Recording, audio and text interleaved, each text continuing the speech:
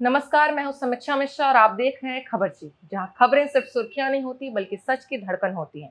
तो चलिए शुरू करते हैं। दिल्ली से लेकर मिडिल ईस्ट तक और क्रिकेट के मैदान से लेकर राजनीति के गलियारों तक खबरों की हलचल तेज है, घटनाएं बड़ी हैं और असर गहरा है। खबरची में सबसे पहले नजर डालते हैं आज की बड़ी हेडलाइंस पर। प्रधानमंत्री नरेंद्र मोदी ने दिल्ली मेट्रो के 2 नए कॉरिडोर का उद्घाटन किया है। देश की पहली रिंग मेट्रो का उद्घाटन हुआ है। उत्तम नगर हत्याकांड के आरोपियों के अवैध मकान पर चला बुलडोजर। दिल्ली भाजपा अध्यक्ष वीरेंद्र सचदेवा ने कार्रवाई का स्वागत किया। मुख्यमंत्री रेखा गुप्ता ने डीटीसी बस में सफर कर परखा सहेली पिंक एनसीएमसी कार्ड का अनुभव। राष्ट्रपति द्रौपदी मुर्मू के बंगाल दौरे में प्रोटोकॉल चूक पर केंद्र ने मांगी विस्तृत रिपोर्ट। पश्चिम एशिया में जंग तेज। इजरायल ने ईरान के तेल ठिकानों पर मिसाइलें दागी। ईरान ने 5 देशों पर जवाबी हमला किया। और खेल की दुनिया में आज सबसे बड़ा दिन है, क्योंकि अहमदाबाद में भारत बनाम न्यूजीलैंड के बीच T20 वर्ल्ड कप का फाइनल मैच है।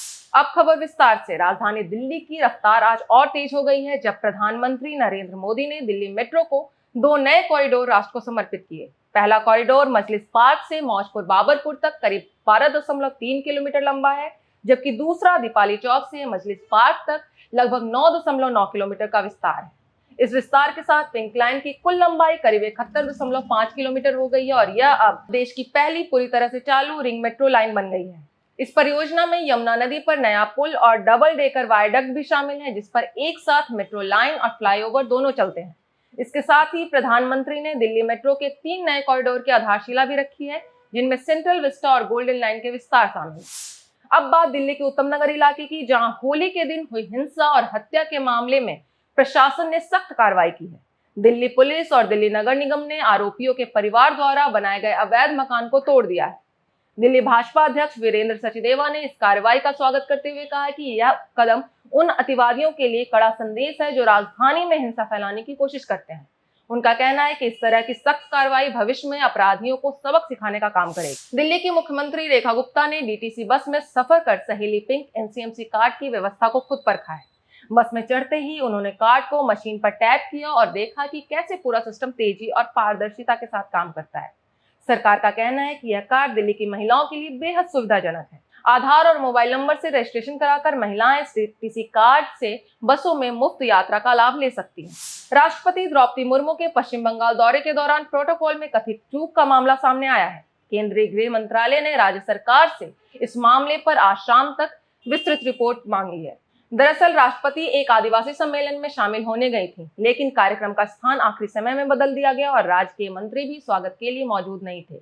इस पर राष्ट्रपति ने खुद भी कार्यक्रम के दौरान असंतोष जताया था। अब रुक करते हैं विदेश की ओर। मिडिल ईस्ट में जंग तेज है। अमेरिका, इजरायल और ईरान के बीच चल रही जंग अब 9वें दिन पहुंच गई है।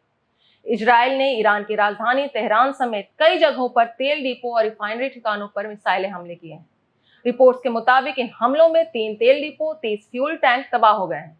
इसके जवाब में ईरान ने इजरायल के साथ साथ कुवैत, सऊदी अरब, बहरीन और यूएई सहित 5 देशों पर हमले किए हैं।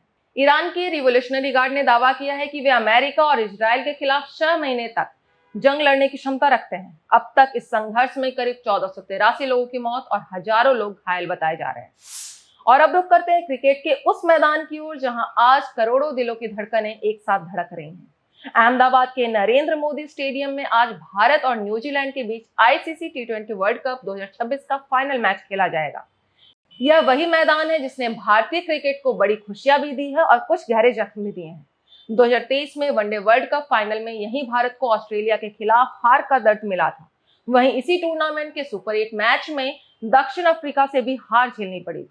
लेकिन आज हालात अलग हैं। आज देश भर में मंदिरों, गुरुद्वारों और घरों में एक ही दुआ मांगी जा रही है कि करोड़ों भारतीयों की उम्मीदों का सूरज फिर उगे और टीम इंडिया एक बार फिर विश्व चैंपियन बने।